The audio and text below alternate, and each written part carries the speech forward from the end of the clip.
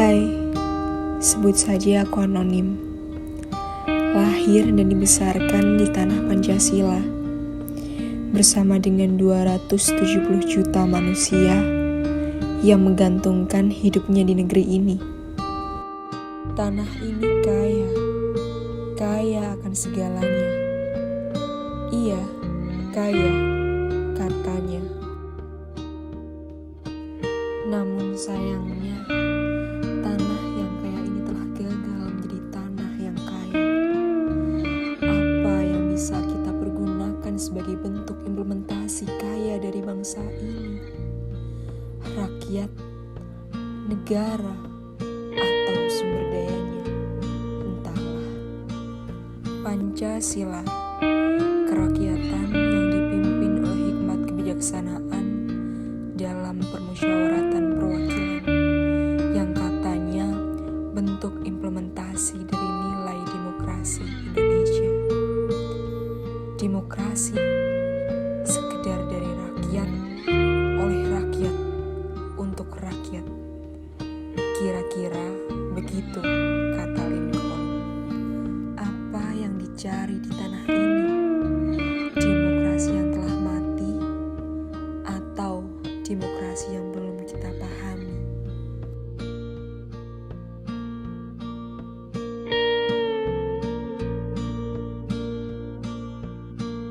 Dari awal lahirnya bangsa ini, kita dikenalkan oleh demokrasi parlemen yang telah gagal. Wewenang yang dipegang oleh parlemen itu besar, dapat menjatuhkan pemerintah. Bahkan katanya bertolak belakang dengan jiwa gotong royong yang dimiliki oleh rakyat Indonesia.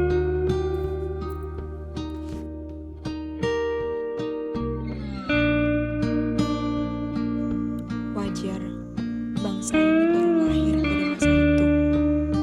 Tapi dari situ, kita harus sadar bahwa akar demokrasi bangsa ini tidaklah kuat. Iya, belum cukup kuat.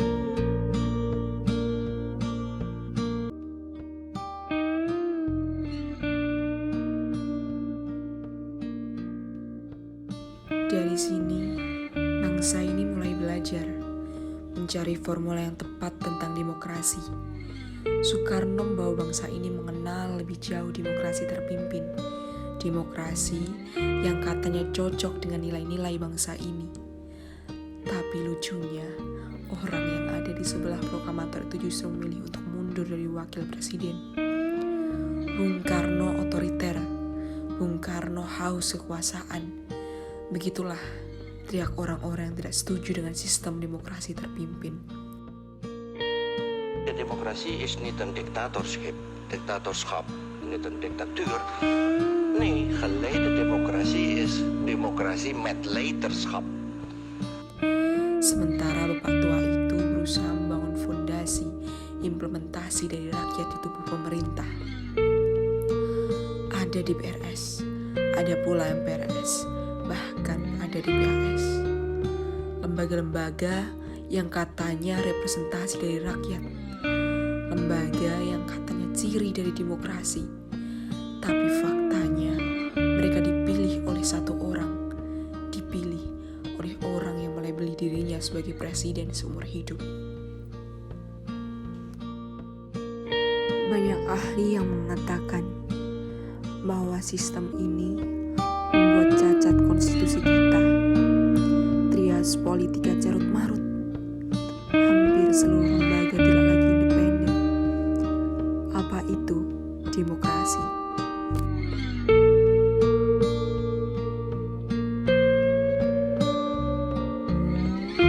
Seiring berjalannya waktu, bertambahnya usia bangsa ini mungkin mengajarkannya beberapa kesalahan. Keterlibatan rakyat yang dianggap remeh berusaha untuk dikokohkan. Aristoteles pernah bilang bahwa demokrasi itu adalah kebebasan. Kebebasan untuk rakyat bisa berbagi kekuasaan di dalam negeri ini.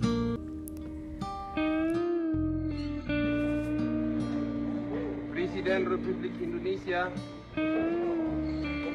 Mandataris MPRS, maka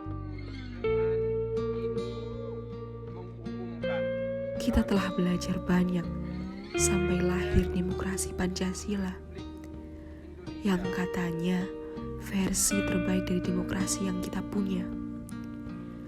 Namun faktanya, kebebasan dibungkam. Yang tidak tunduk diminta untuk tunduk. Katanya demokrasi, tapi terlihat seperti politik dinasti.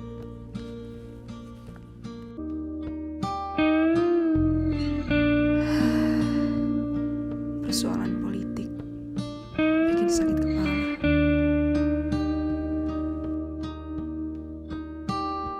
Apa yang kita pahami sebagai rakyat jelata, partisipasi kami hanya 5 tahun sekali.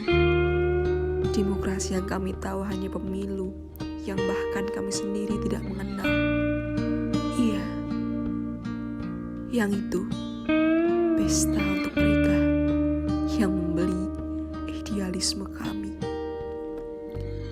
Katanya lu berjurdil, tapi puluhan kasus money politik, suap dan serangan fajar sangat merendahkan kami.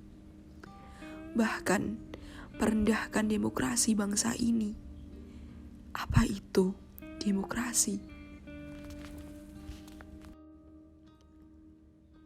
Kami mencoba untuk bersuara, menentang apa yang tidak sesuai dengan pandangan kami. Namun, tidak banyak dari kami yang ditendang, ditangkap, dan tak dipandang. Kemerdekaan berserikat dan berkumpul, mengeluarkan pikiran dengan lisan dan pendapat, ditetapkan dalam undang-undang. Begitu kira-kira bunyi pasal 28 yang hanya mentereng sebagai dalil dari yang katanya demokrasi. Undang-undang Omnibus Law, Presiden 3 periode, Cipta Kerja, RUU PKS, dan IKN adalah representasi dari peran kami yang tidak terpenuhi. Janji yang memberi kebebasan hanya omong kosong. Lucunya, bangsa ini masih membicarakan tentang demokrasi. Kami cukup lelah dengan demokrasi. Entah kami yang tidak mengenal demokrasi itu, atau bangsa ini yang salah mengenal soal demokrasi. Rasa-rasanya banyak orang cerdas tapi tidak terlihat cerdas. Mereka yang menjadi wakil kami yang katanya hasil dari demokrasi lebih suka tidur, pergi jalan-jalan dibandingkan dengan melirik apa yang kami butuhkan. Apa kami hanya boneka 5 tahunmu? Apa kami adalah apa yang benar-benar mereka pertahankan? Entahlah, tidak paham dengan demokrasi.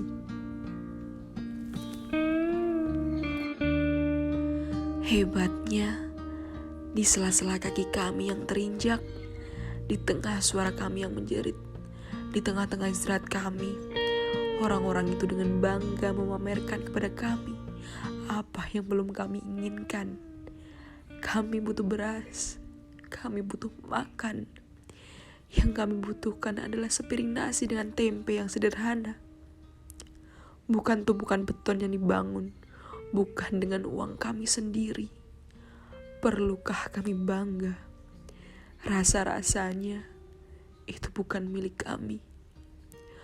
Orang-orang cerdas itu bilang, ini adalah bagian dari desentralisasi. Kami rakyat jelata, kalangan bawah yang tidak mengenal istilah itu. Yang kami tahu, desentralisasi hanya pembagian wewenang dan pengaturan kekuasaan pusat ke pusat di daerah. Yang kami tahu provinsi, kota, kabupaten, dan desa, bukan otoritas. Kami tidak tahu apa yang mereka katakan itu benar atau tidak. Bisa jadi itu hanya akal-akalan mereka yang suka tidur. IKN yang mereka banggakan dan agungkan lagi-lagi menodai demokrasi yang kita pahami. Yang kami tahu, setiap kepala daerah, gubernur, wali kota atau bupati dipilih rakyat melalui pilkada.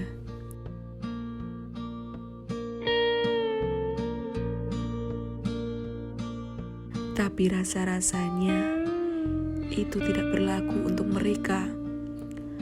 Kepala otorita IKN akan dipilih oleh presiden, bukan oleh rakyat seperti kami. Mungkin karena kami kurang cerdas. Tapi, bukankah demokrasi harus mendahulukan kami daripada orang-orang cerdas?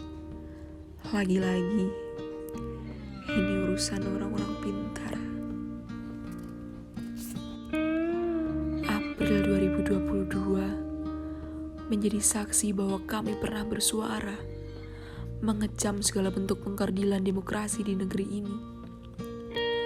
Bicara soal substansi, urgensi dari desentralisasi bisa dapat kami pahami dan mengerti. Peningkatan efisiensi, memperlancar pelaksanaan pembangunan daerah tertinggal, meningkatkan peran masyarakat dalam proses demokratisasi pemerintah, dan meningkatkan keadilan pemerintah dalam dinasti kehidupan. Jika memang itu yang mereka mau, kami sangat setuju. Tapi lagi-lagi, kami tidak melihat hal itu. Lemahnya sistem desentralisasi menurut kami akan melahirkan raja-raja kecil yang pada akhirnya tidak membangun daerah, tapi membangun rumah-rumah mereka. Lihatlah, bapak-bapak dan ibu-ibu berrompi oranye menjumpai kami dengan bangganya melambaikan tangan. Perkara demokrasi membuat kami lelah, sangat lelah. Bangsa ini tidak lagi lama. Katanya pembagian kekuasaan, katanya demokrasi, katanya desentralisasi. Tapi yang kami lihat di sana hanya dekonsentrasi. Iya, daerah itu bisa jadi boneka dari pemerintah yang dipimpin oleh bapak itu. Entah siapa namanya, kami segan menyebutnya. Kami hanya bisa berpasrah dan berdoa sambil menunggu orang baik dan pintar yang bisa mendengarkan kami. Itulah negeri kami yang kami banggakan, yang katanya kaya.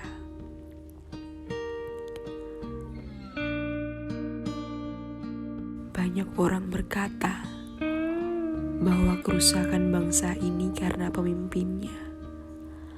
Lalu, pemimpin berasal dari mana?